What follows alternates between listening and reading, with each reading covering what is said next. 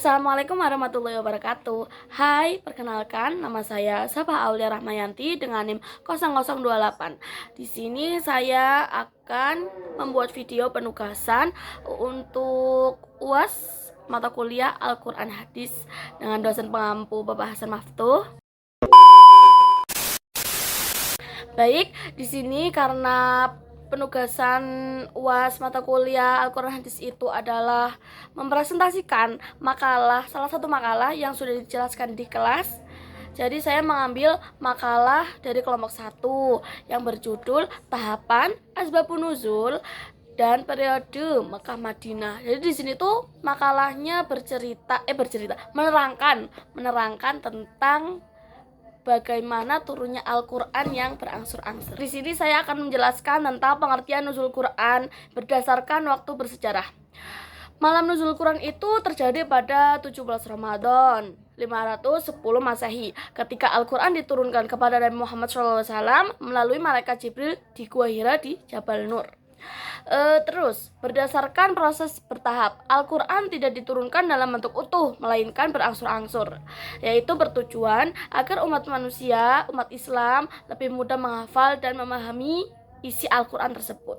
Dan berdasarkan makna etimologis, yaitu nuzul itu berarti suatu benda dari tempat tinggi ke tempat rendah, menggambarkan proses penurunannya wahyu yang seperti kita tahu ada beberapa tahapan yang nanti akan saya jelaskan juga setelah ini. Baik, tahapan nuzul Al-Qur'an itu ada 3. Tahapan yang pertama yaitu penyampaian dari Allah kepada Lauhul Mahfuz. Lauhul Mahfuz adalah suatu tempat yang di dalamnya menyimpan segala sesuatu yang berhubungan dengan qada dan qadar Allah Subhanahu wa taala, dan juga tidak ada manusia yang paham bagaimana cara penyampaian Al-Qur'an dari Allah ke Lauhul Mahfuz tersebut. Tahapan yang kedua yaitu dari Lauhul Mahfuz ke Baitul Izzah.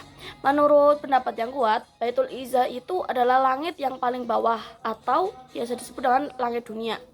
Pada tahap kedua ini, proses penurunan Al-Qur'an terjadi hanya dalam waktu 1 malam saja.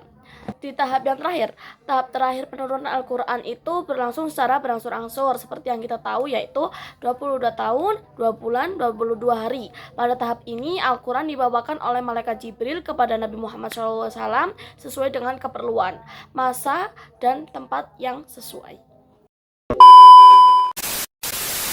Baik, yang selanjutnya itu saya akan menjelaskan tentang periode Makkah dan Madinah. Yang pertama, saya akan menjelaskan periode Makkah. Di periode Makkah itu Al-Qur'an turun selama 13 tahun. Dimulai dari Nabi Muhammad usia 40 tahun di Gua Hira. Periode ini fokus pada akidah dan tauhid. Selanjutnya, ayat Makkiyah ini adalah dasar-dasar keimanan. Wahyu pertama yang diturunkan kepada Nabi Muhammad itu surat Al-Alaq ayat 1-5, yang artinya, bacalah dengan menyebut nama Tuhanmu yang menciptakan. Dia menciptakan manusia dari segumpal darah.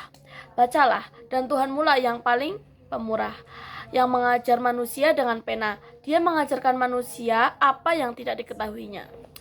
Baik, yang selanjutnya ini ada periode Madinah.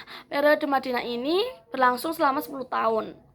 Dan periode ini turun ketika Nabi setelah hijrah ke Madinah. Dan ayat Madaniyah ini fokus pada hukum Islam dan syariat.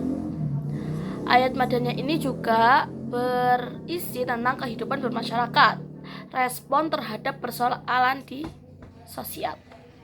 Baik, kita langsung saja ya kepada kesimpulannya. Proses bertahap itu nuzul Al-Qur'an terjadi melalui 3 tahapan, dari Allah ke Lauhul Mahfuz, dari Lauhul Mahfuz ke Baitul Izzah, lalu ke Nabi Muhammad SAW. Kemudian yang 2 periode penurunan wahyu dibagi menjadi 2 periode yang sudah saya jelaskan tadi, yaitu periode Makkah atau yang biasa disebut dengan akidah, dan yang kedua periode Madinah yang biasa disebut dengan syariat selama kurang lebih 23 tahun. Metode bertahap memudahkan pemahaman dan penerapan ajaran Islam sesuai kondisi umat. Jadi alasan Al-Quran itu diturunkan secara berangsur-angsur setelah sekian lama, selama 23 tahun kurang lebih, itu tuh untuk bisa dipahami dan bisa dihafal oleh manusia, oleh umat Islam.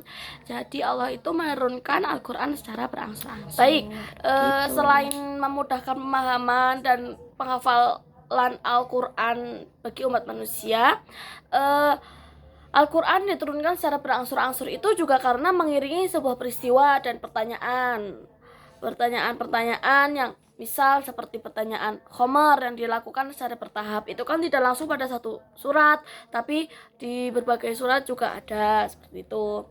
Terus selain itu Al-Quran diturunkan secara berangsur-angsur itu juga untuk menunjukkan bagaimana kehendak Allah dan kebijaksanaan Allah. Gitu teman-teman.